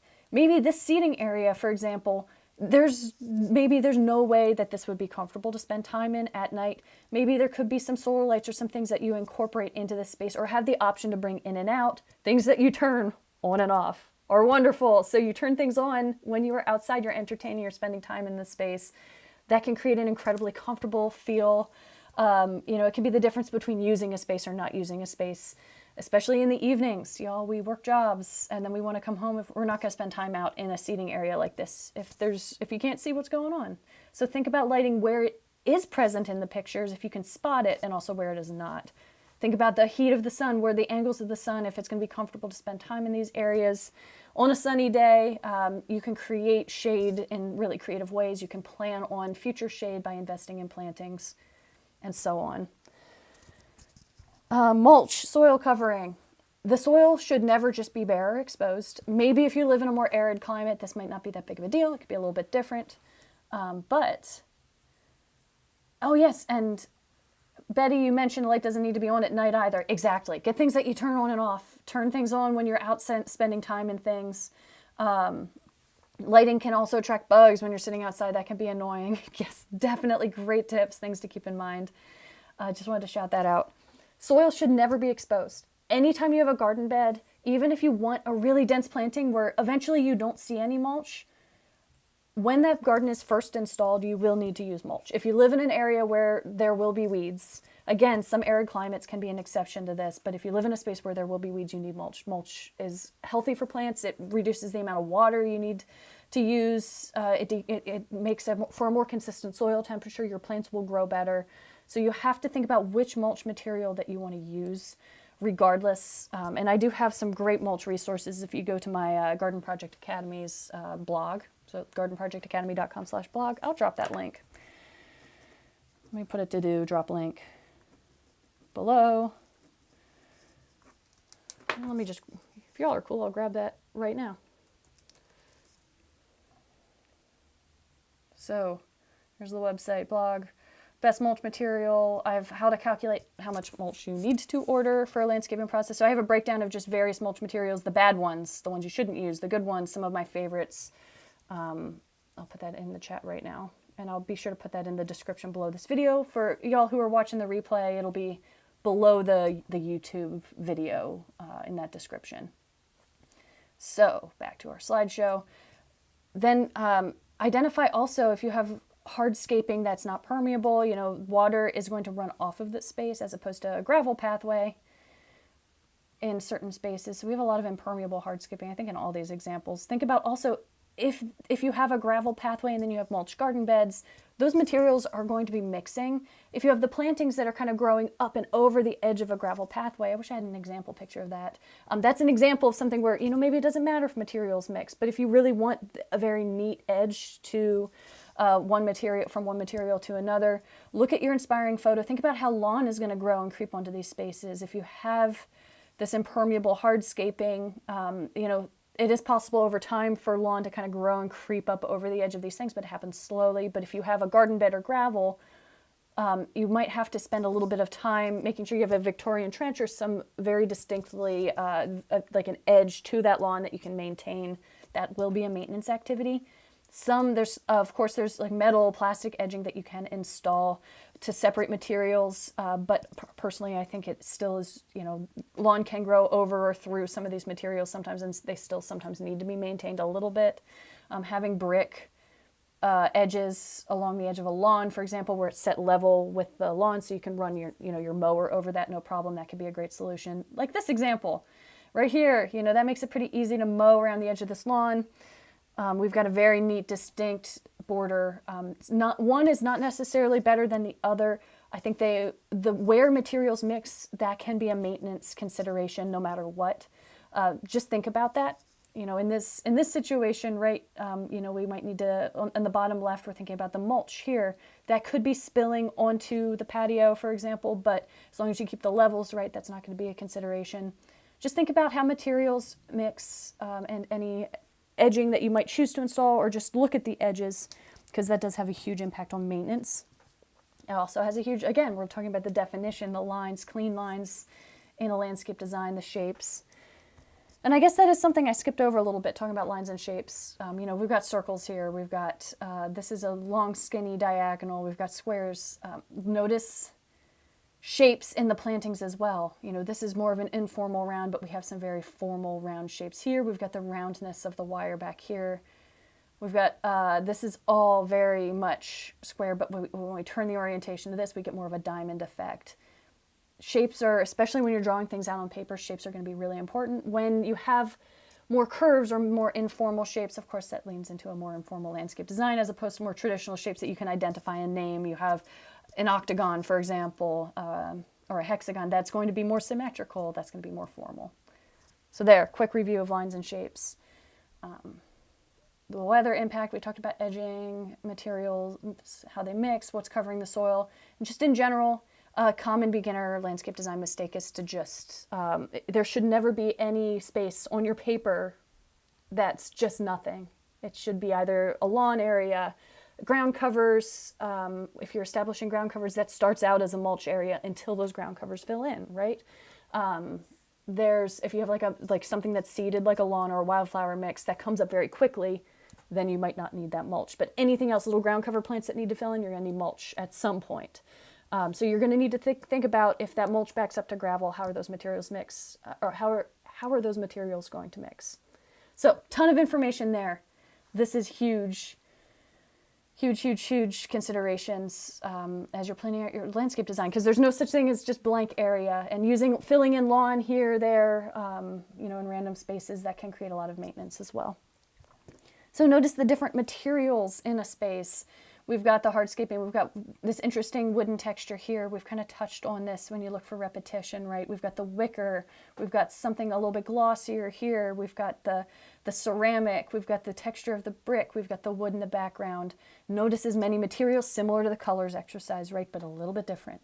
We've got some iron here, or maybe this is ceramic, but it creates more of an iron effect, right? It looks just a little bit darker, more metal, and it kind of ties into the wicker with a similar color, texture, a little less shiny perhaps. Look at the materials, all the materials that are used in the space, because this is what's going to create a lot of the aesthetics, the look and feel of your design. Think about maintenance, just what are the things that will need to be maintained the most? So anything that needs, like topiaries, hedges, things that need to be trimmed consistently, these are some of the highest maintenance things. You can create neatness in a landscape design without having these high maintenance things that you need to edge or maintain. Lawn is something that we love our lawn. Lawn is not all bad. There's some benefits to lawn as opposed to concrete. Lawn, also how you care for a lawn can make it more or less harmful or beneficial. But lawn in general, no matter how you care for it, can be, some level of maintenance. Denser plantings, if you think about garden spaces that are more densely planted, they're going to be less maintenance. Things that are properly mulched, densely planted, they're going to be some of the lowest maintenance spaces in a landscape. You can have dense plantings that are low maintenance, properly mulched, densely planted. Once these things fill in, they can be lower They can be neater looking. They can act as more of a visual resting area. Again, think of, you mulch an area, you plant ground cover plantings. As they fill in, you're going to have this mat of plantings. Nothing is no maintenance, even concrete. If you just poured concrete over your whole yard, there's going to be some level of caring for that concrete. Nothing is zero maintenance. Think about the maintenance activities of all the elements in your space. Denser plantings tend to be some of the lowest maintenance. If you put the right plant in the right place, you don't need to prune it necessarily. So just some things to keep in mind. Look at this space and see if you can identify some of these high maintenance things. Lawn, materials that you're going to need to be kind of, cleaning off the edge of something. In this mulch example here, you might be blowing or sweeping some mulch off of the edge of the pathway. Things that need to be pruned, espalier apple trees in that one example. Annual vegetable plants or crops, things that you really are cultivating. You're changing the soil and the conditions, irrigating a little bit more to produce something, some flowers, some fruit. Those can be a little bit more maintenance, very rewarding, worth it. Maintenance is not always bad. Also think about how you're going to access things. If you have this hedge, I bet pruning and training all of this can be, it's probably a pain in the butt because it's a little bit hard to reach these things and access this. And if you're not trimming this part really short and neat, maybe they just didn't finish the job here, or maybe they intentionally are letting this fill in. For you to keep a really neat edge or line, you need to be able to walk up to this, or you're leaning on a ladder or something. You're working with really long tools. Maybe that's a little bit more difficult to trim something like this. You're going to be up on a ladder. Think about wheelbarrow access. If you live on a slope, if you put steps in, how are you going to get materials up and down those steps? You're going to be carrying buckets of mulch, for example, as opposed to being able to wheel something down a really gradual incline. It is possible to go down steps with wheelbarrows if the steps are not too big. Think about accessibility as well. That's where I put that note about wheels here, wheel access in general. Who will be using wheels to access a space, maybe even if not now, when someone visits, or over time, if that is something, being able to go up and down steps, for example, can be more difficult for some people. Just keep that in mind as you're designing your landscape. How that can limit access. Corners, making sure you have enough space around the corners to make turns. If you're in a wheelchair, also if you have a wheelbarrow that you're trying to take, or a wagon, or for example, that you're trying to take around a corner. Just some things to keep in mind. Make sure there's space for turnaround. When we talk about, I mentioned privacy and comfort. If you can identify what strategies are used in an example picture to create a little bit of privacy. Here, this is where we're spending a lot of time. The structure itself is creating privacy. If you want to install something like an arbor or a pergola, for example, if you want, you could put one side of that could be closed in, like a little bit of a wall. Here, we've got these trellises and the arbor here that's creating a little bit of privacy. And then perhaps the backdrop plantings are also providing that. We've got privacy, denser plantings right along the house. So that's creating a little more privacy. And also what makes the space feel comfortable. We talked about weather extremes, but the coziness of a space, how you would feel hanging out in a space. If things, might feel a little lighting, can affect that as well. The comfort of the furniture. You're way more likely to spend time out here than sitting on this bench, for example. This is something you might stop and rest for a moment, or if you're at, you have friends over for a party and this is the seating that's available, folks will sit there. But if you want to cozy in, something that's a little bit more comfortable, think about that. And privacy, if you're looking for resources on designing for privacy, I got a whole series of YouTube videos on that as well. So y'all, we're getting pretty close. We've got 2 more slides, and we're basically talking about plants all the way out. So just checking in. Any additional questions about some of these concepts? Yeah, so Betty, you mentioned that you added wood mulch to a new planting area a couple years ago. Slugs like to live under that mulch, so you go slug hunting most eaves to prevent plants you didn't realize were targets. You are learning. Yeah, so that can create pros and cons to mulch for sure. Overall, you relocated. That's very kind of you. No judgment here. Some slugs, there are, in my area, most of the slugs that are native to the space are decomposers, and some of the more aggressive eaters tend to be slugs that shouldn't be there in general. So that is something that can be an interesting consideration. But most ethical method is always ideal. There's Definitely my dahlia garden, the slugs they go flying over the fence and they land in a lawn area, so I'm definitely not being mean. But they do go for a ride. They go the fastest that slugs probably ever go. Let's talk about plantings, plant density, plant arrangements. So when we look at, Paula, your example of your wildflower meadow here. Oh, Betty, you mentioned what are the decomposers? So decomposers, some species of slugs you can identify different, so just the different species, for example. Some are just decomposers, so they're eating that mulch and they're chewing it up, they're turning it into soil, as opposed to, or they're eating the mulch that has already been partially broken down by some other things too, versus other species of slugs that might they want to eat the living organic matter. So some will eat both, some will eat one and not the other.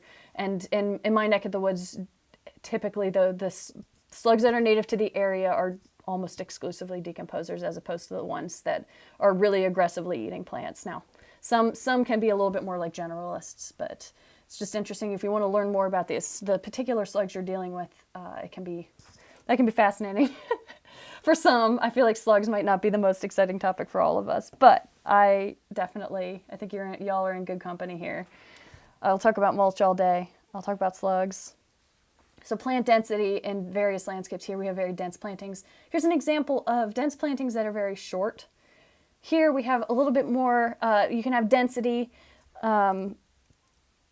We've got the plantings are a little bit thinner here. And even if they were planted, some of these grasses are a little bit smaller. Even if they were planted more densely, this area would still be visually very much a visual resting area. It would be very calming or soothing to the eye because it's a consistent, a mass of plantings, as opposed to when you have a mix of things, it looks a little bit more busy.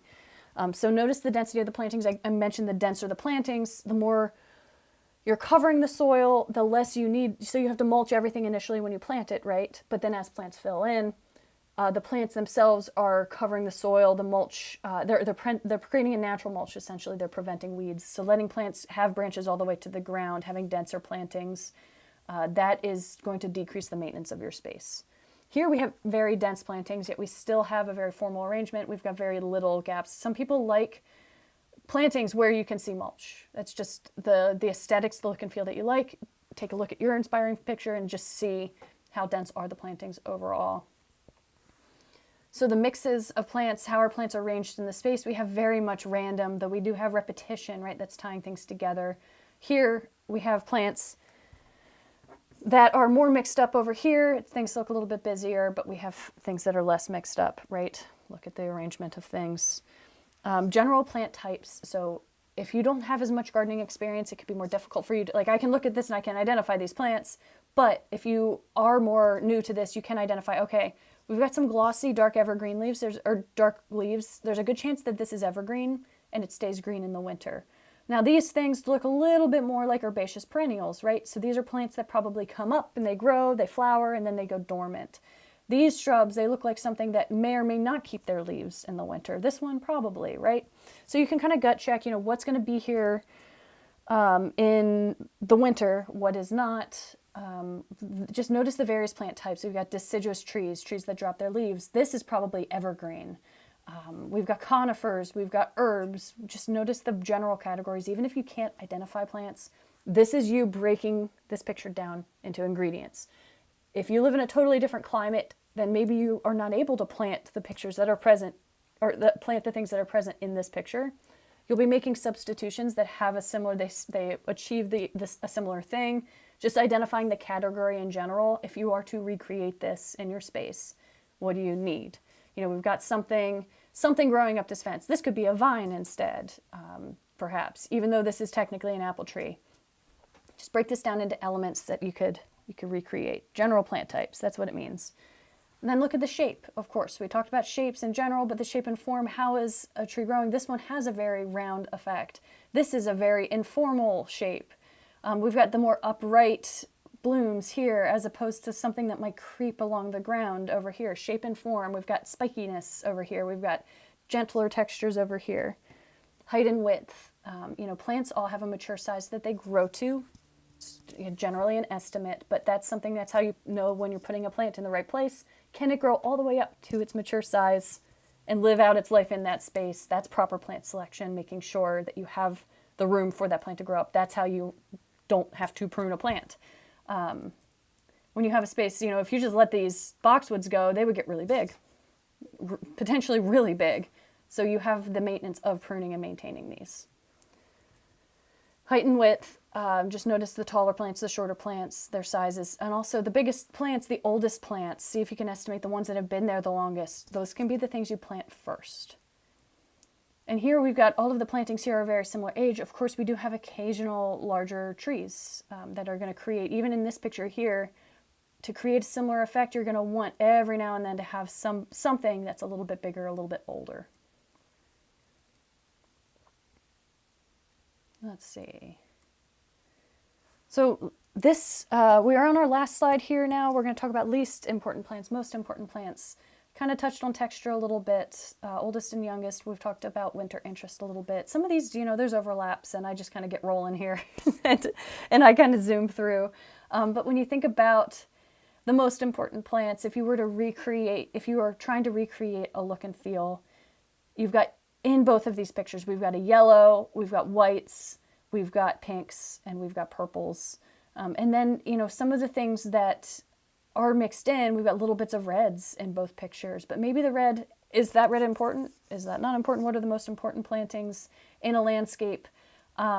If you are to create the separation here, you're going to need at least a few plants to create separation. You're going to need at least something to create the backdrop here. But if you were to, let's say you didn't have enough money to put all the plants in at once, what are the plants that you would need to prioritize to create the most important look and feel? So these can be backdrop plantings, they can be shade, they can be focal point plantings, they can be the more structural things, the things that really create that backbone of the landscape. Or maybe it's the elements, when you move into more of the filler plantings, it's the things that create the colors and the textures generally.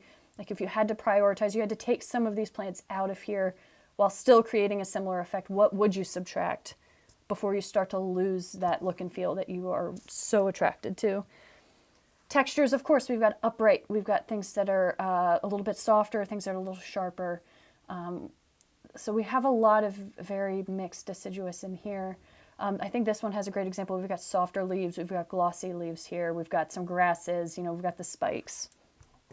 We talk about oldest or the youngest, so again, I encourage you to invest in larger plantings, put some of those things in first. And then winter interest, dormancy, what is the space going to look like half of the year when plants go dormant? This space is absolutely breathtaking, but if you want to create something that looks great as much of the year as possible, let's see, let me think about the best way to approach this. So it's really common in a lot of the inspiring pictures you're going to see. Cottage gardens, for example, that's just so many of those are very common. I just find with my students, my clients, they tend to pull things that have very much a cottage feel. Things that are very herbaceous, perennial heavy. These are plants that they bloom a lot. Their blooms are big and beautiful, but then they go dormant completely in the winter. They die back, flat, nothing. So this is a very easy way to level up your landscape design. Think about things that also might bloom and look incredible, but might not go totally dormant. You can get dwarf shrubs, dwarf flowering shrubs. Plants that grow, shrubs that only grow to be 2 feet tall, 2.5 feet wide, for example, that they look more or less like an herbaceous perennial. Sometimes they will be evergreen, sometimes they will be deciduous, but at least there'll be some sort of woody structure there. You can think about the bark colors. Grasses can be really interesting if you select grasses that have textures or seed heads that you can leave year round. Plants that tend to have a little bit more of a seed head in the winter. You can incorporate, there are semi-herbaceous or semi-evergreen herbaceous perennials, things that don't go, they are perennials, but they just, for whatever reason in your climate, don't go totally dormant. They have a little bit of an evergreen structure left behind. You can just search for a list of semi-evergreen perennials in your area, or just, it's winter, things are starting to wake up now in my area in March. Go on a walk now and just see what looks good this time of year, things that are blooming throughout the entire year. The depths of winter, go out and look at what looks nice, identify those plants. And this is just this is the difference between beginner's garden and a more pro-looking garden, is thinking about how things look year-round. Also, when you have a space that's blooming all at once, there's very little in this picture, bottom left corner here, there's a little something that's not quite blooming yet. There's some gaps, but for the most part, everything's blooming all at once. That means, and this picture on the right here, I'm not gonna lie, this is a little bit photoshopped, it looks like. And perhaps, some things could be enhanced on the left, but I think that's less likely. When in many pictures in gardening magazines, right, things are taken at the peak of the season when the most things are in bloom, and sometimes you'll walk into a garden or you'll look at a picture and everything will be in bloom all at once. It's a really good sign that this is the best time of year, and then the rest of the year, it might be the next 9 months, 10 months, there could be very little going on in a space. It might be worth it for you to have this breathtaking, everything blooming all at once moment. But there are things that bloom for longer periods of times than other plants. Lupin, pictured in the right here, it has a pretty short bloom time, and then that plant, it looks a little bit less fancy for the rest of the summer even. So it's good to have other things that are looking, lupin is important, but it's good to have other things that might be looking good or coming into bloom later on. And the best way to learn about planning a bloom time calendar in your area is to just, as you're installing things, as you're moving through the seasons, just start to notice things throughout an entire year in your neighborhood, for example, things that are blooming early or blooming late. You can research this, of course, but there should be a little bit more that's not blooming. And if you look at this picture, we do have a few things that are in bloom. Most of this landscape it's just designed to have things. We've got interesting bark color here all winter, even though these are deciduous trees. We have a lot of evergreen plantings here. This is something that will just be stems in the winter. It'll go dormant. This is evergreen. We've got a rhododendron blooming right here. These are grasses that are, I believe these are blue oak grasses, and these are gonna be evergreen all year long. So you've got that blue texture that's going to be around, that's going to be present all year. So see if you know, if you can identify things like conifer trees, for example, those are just guaranteed going to be evergreen. Some of the bigger, glossier leaves, not always, but they're more likely to be evergreen, green all year. Not all conifers are evergreen. Keep that in mind. There's a few exceptions, like redwoods, for example. Large trees, those will lose their needles and seasonally, and that's perfectly normal. So there are exceptions in every category, but there can be evergreen grasses, there can be evergreen perennials. Think about what a space will look like year-round. So just to kind of wrap things up here, a few more considerations. Again, I mentioned this kind of midway, but as we're planning out, we're looking at inspiration, and we're breaking this down into a list of notes and components, things that you can incorporate into your landscape design. We're diving a bit deeper. Your space is, no matter how boring and uniform everything seems to be, your space is not a blank canvas. In any yard, the difference in the light conditions in the side yard versus, the front yard can be totally different. There can be differences in the soil. There can be differences in the moisture. The shadow of the house, it might mean that it gets a little bit frostier one part of the year. There can be little things that you can learn in this space. Maybe if you don't have a brand new blank canvas landscape like this, you could have plants that are already present, learning what's already there and incorporating them. Your space, landscapes are not, just outside spaces are just not devoid of things. They're not a blank canvas ever. So you have to also look into the other half of this, learn from your space, and then consider that, maybe get some of that on paper and then start applying some of your ideas to the space from there on paper. Be sure to customize both sides of the equation, because I think it's really common for folks to have a vision and not think about the other side of that. Don't forget to think about your goals, how you want to spend time in this space, what would make spending time in this space the most comfortable, your values, how you want those to be incorporated into this space as well. This is inspiration. Visual inspiration is just one piece of the puzzle. So how y'all doing in the chat here? Let's see where we check in, see if we're missing anything. Thank you all for being here. This is wonderful. I'm going to talk about just some of the next resources that are coming up. And, oh yeah, Sierra, I want to go over, we just got another picture too. Jenny, we got some pictures. So let's take a quick peek at Sierra here. What we got going on. Man, this is a whole workshop. We're going on an hour and a half now. Oh my goodness. Oh, great. We've got some permaculture vibes for sure. Hello. Come on, we don't want all that. Let's just try to keep, I guess we'll keep it in the center so folks on Instagram who are watching can see it. So you can skim down, check back at these as you're looking through the replays. Zoom through the slides again. We've got the 8 slides. The purpose for the space, we've got lots of edibles. There's not, maybe this is the view, the angle from which this photograph was taken. This could be looking out into the landscape from a seating area, or perhaps this is looking out a window, right? Looking out a door. The focal point, I think, of the space is going to be the tree positioned in the center. Think about the colors you see, the textures and the materials. This is a space that doesn't, as we're looking into the space, we don't really have much of a room. We've got very much just like a very narrow flow through the space where we're walking around this pathway. The definition or separation, there's a very distinct definition between pathway and garden bed. The pathway is very clear, but the plantings themselves are very much blended together. We've got the style tends to be very, we've got the edible permaculture landscaping. Things are very heavy and busy, and that's okay. It's part of what makes this look and feel. We have just a gentle, informal curve going through the space. I like that I feel like this is going to be a very cool space to hang out in the summer, especially if there's another tree we're seeing here on the left. As things fill in even more, it's going to get cooler. Seeing some mulch being used properly in that space. As far as other soil covering materials, it's mostly that. And we have stepping stones just kind of set down in the mulch, right? So in the winter, the space is going to be a lot flatter, very dormant, but we'll still have the structure of the branches from the trees. And a few of these plantings, I'm sure, are going to be a little bit evergreen. Maintenance might be difficult getting a wheelbarrow through this space, or just walking over the stepping stones and not tripping. That's a consideration as well. Plant density, the shape, the form of the plants tends to be just very irregular, natural. We're optimizing food production here. Just some things to keep in mind. The oldest plants too are going to be these trees. So if you're going to, if you have an idea for that end vision, maybe phase 1, the first thing you plant could be the fruit trees, these trees that are present. And we do have I think even though we have a little bit of art here, the focal point is still going to be that tree. Hey, we got some similar things going on right here. Grow, forage, cook, ferment. That is a fun blog.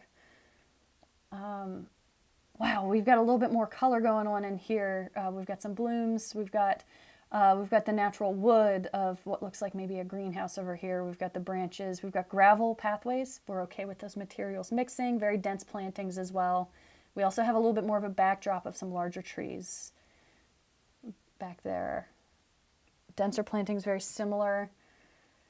Ooh, check this one out. We've got some more lighting incorporated into the space. We've got more of a seating area here. So this is an extension of a living space, and things are designed to be very comfortable and cozy. I love the containers. So these can be moved out of the way if you have people who are visiting. The colors were very much focused on green. We've got just a few purple. We've got looks like tall verbena there. Looks like this is a very old lavender plant, so that's going to be purple as well. Purple blooms, purple. We've got the landscape lighting. It can be turned on and off. And I like that we're seeing the gravel again. Gravel does have maintenance associated with it. Of course, we've got to keep the weeds out. We've got to keep it cleared, not mix up soil mulch with that gravel, because that can, having soil mixed in with gravel makes it more likely for weeds to grow, because there are weed seeds just in the soil naturally. And I like that we've got mirrors here. I wonder if this is really the back of the space, or if they have this installed as a wall, essentially, to create separation between one space and another part of the landscape. Kind of closes this in, makes it a little bit more cozy. We have lots of whites, lighter colors, and then natural woods as well. Great, yeah. So that's kind of an overview of, I could keep going. I could do this all day, really break this down to recreate this. But that's a starting point here. I want to move on to... Let's see what, Jennifer, you have here. Oh, beautiful. I'm seeing so much repetition. And Jennifer, you introduced yourself as Jenny. I keep calling you Jennifer. Here we go. So we got natural stone used throughout the space. We've got this. Here's an example of that edging that can make it a little bit easier. You could put your mower as you're mowing, the wheel of your mower along the edge of this and separate the two materials. And thank you so much, y'all, as we're zooming through these examples here. I'm going to come back to this. I'll just do a little wrap up here. If you're interested in the free 2-part video series to kind of get you rolling with getting everything on paper, we've got Ready, Set, Landscape Design. That's gardenprojectacademy.com/ready. And then we have the starting April 14th, if you're interested in being a part of this, where I can guide you through the process of getting everything on paper, drawing your landscape design plan out. Get on the wait list for that. Again, this is going to be limited to 50 participants. The price is going to be around $400, I believe. Don't quote me on that, but that's kind of what we're looking at, give or take.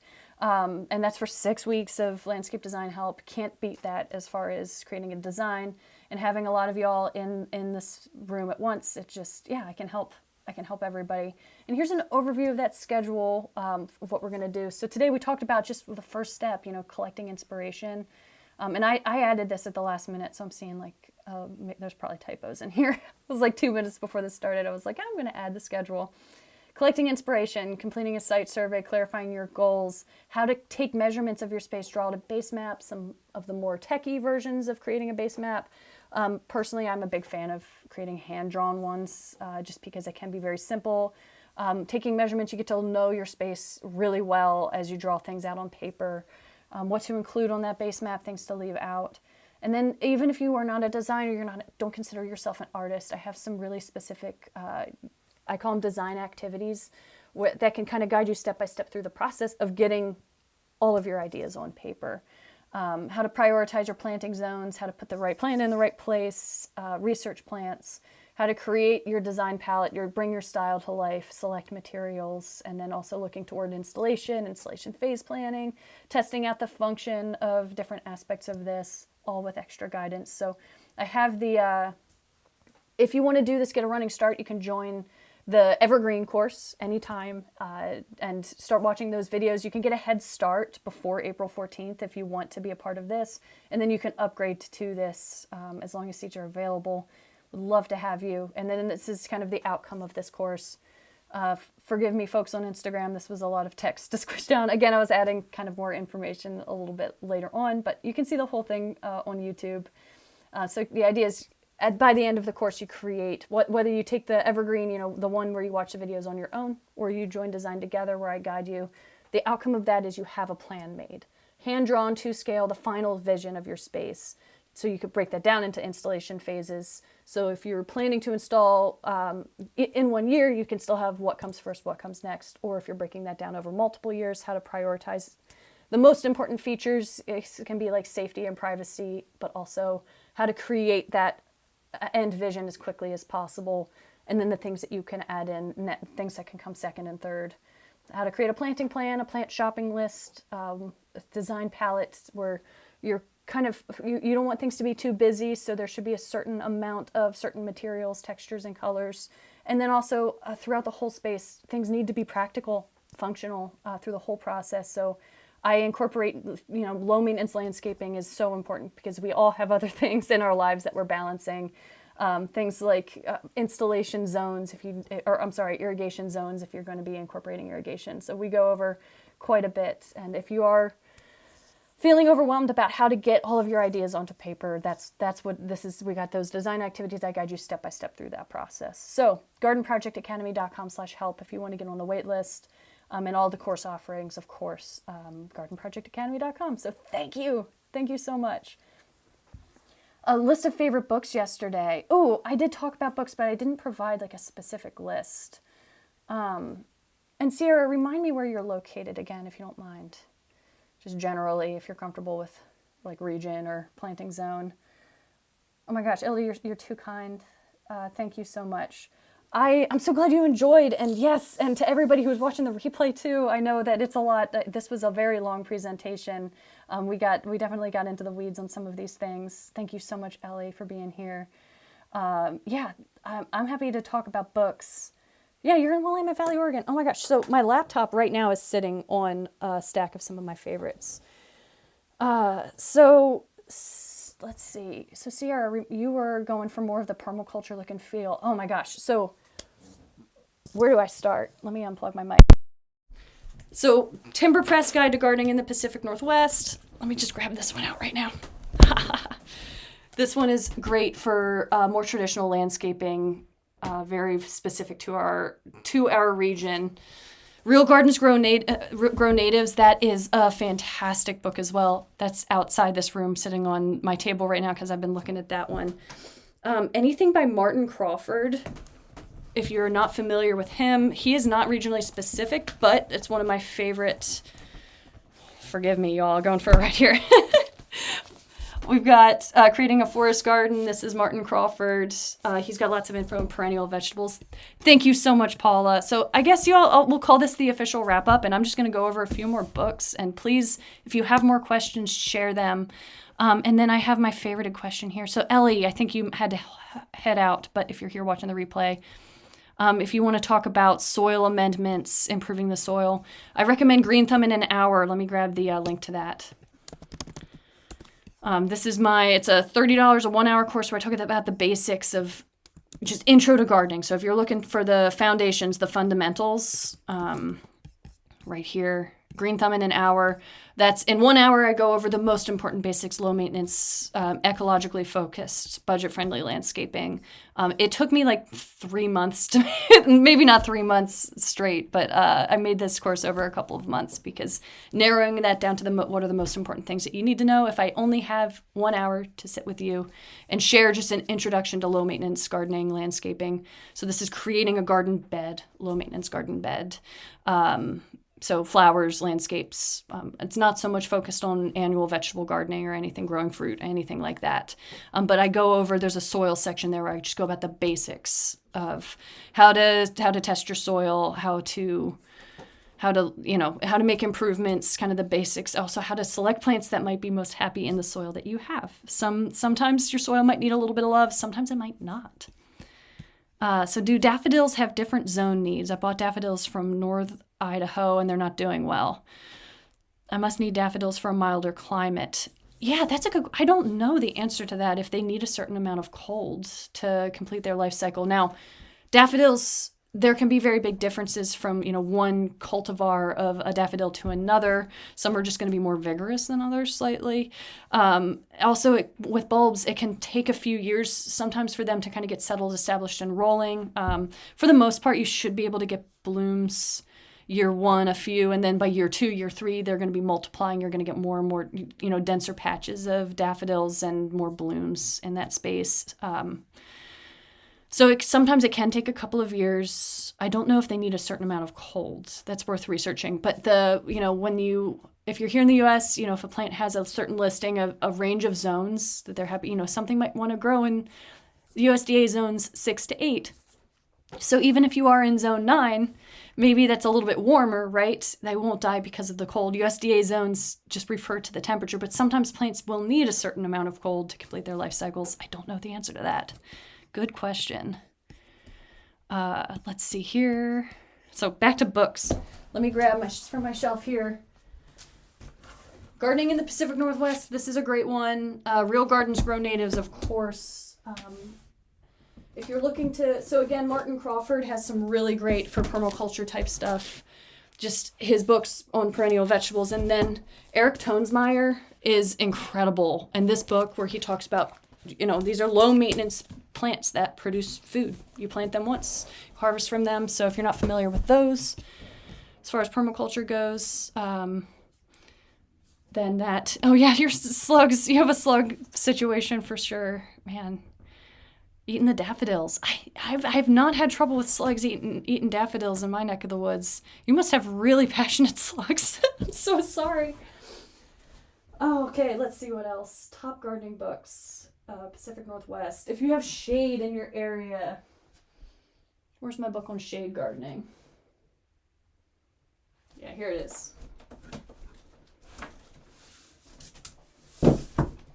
Absolutely love this one right here. This is one as I do landscape design consultations. I basically keep this in my car because here we've got big trees, Pacific Northwest.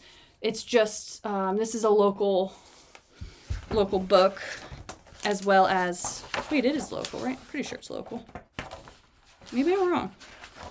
Anyway, it's still, regardless, it's one of the best as far as just visual inspiration and list of plants for different categories of plants and types of plants. And it's just full of pictures of shade gardens. I mean, look at this. Isn't that incredible? Just full page, full color pictures. And then I love that it has these breakdowns where we'll have this little grid of plant photos here. and then just identifying what those plants are, so you can kind of like they're just listed in categories. So this is shrubs for shade, for example, and then you can see so many examples of that. So I'm a big fan of that. Thank you so much, Julia, for being here. Deer don't eat them, rabbits don't eat them, slugs are a number one suspect. Yeah, so with the slugs, if you, thank you so much, Sierra, and please reach out if you, any additional questions, or if there's specific, I mean, I could talk about, I've got a crazy bookshelf here, I've got like 2 other bookshelves, I could talk about that all day. It should be another video probably, but if you have any specific questions about specific books, topics you're looking for, definitely hit me up, keep asking. Or comment, send me an email, support@gardenprojectacademy.com. I'll circle back. Hey, thanks. You like the t-shirt, Garden Project Academy? It makes it easier. I don't have to figure out what I'm going to wear every time I am teaching. I'm one of those people. So this with the slugs too, looking for the shiny slug slime, that evidence, that's going to be the dead giveaway. Squirrels can be something that goes for bulbs pretty frequently. They'll dig them up. They'll gnaw on various bulbs. I don't think daffodils are quite as delicious or popular. So I wonder who could be causing that. Yeah. If you have a Ring doorbell, this has been my new hobby. You could sit it out when there's a plant that's being gnawed on. Just take it off the door, sit it out there, and see if you can get a clip of who the culprit is. Catch a little, if it's a slug, it's not going to pick up that motion. But if it's a squirrel or something, you might be able to figure out who it is. I've totally done that. It's kind of bizarre maybe, but it is effective when you have somebody, if you have something like that hanging around, you can identify who the culprit might be. And also reaching out with pictures. If you can get a picture of the damage in particular, sometimes you can identify based on the nibbles who might be causing things, how things are chewed on, the height. Deer tend to very much bite things, and then sometimes they'll just bite things and then they'll spit them out because they're like, oh, like that didn't taste good, but then the plant's still destroyed.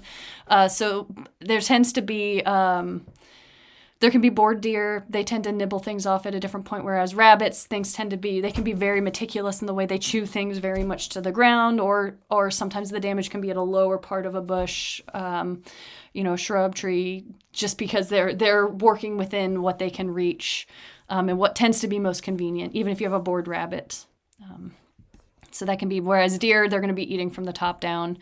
So maybe take some pictures and send that into local Master Gardener Answer Clinic. Again, I mentioned in the last live stream, this is where I'm a Master Gardener volunteer. This is where I send everybody, wherever you live, reach out to your local Master Gardener Answer Clinic, plant helpline, and so on. Hey, Dwayne, thank you so much. You're so kind. Glad I can help out. So Josiah, I see you're about to wrap up your spring break and get back to a horticulture program. Ooh, getting you back into mindset. I'm so glad that this was helpful. You're too kind. Thank you. Great. Yeah, anybody else have any questions before we wrap things up? I'll hang out for a second, check in. And again, if y'all want to keep learning more, I'm hitting that point where I have so many courses. It's like at the end of a presentation like this, I don't want to give you like 10 resources, calls to action. But I've got Green Thumb in an hour. That's $30. That's like a base. If you're brand new to gardening, it's like a good introduction. And then I want to start doing more workshops, live streams like this as well. So if you have any questions or ideas or examples of things that you'd like to learn more about, please I want to learn I'm so new to the online side of things here and kind of coming up with the best way to go about this. So I'm very much open to feedback on, ways to keep going with this stuff. I think this was a very long live stream. I think we'll probably try to make, maybe I'll break this up into 3 next time or something like that.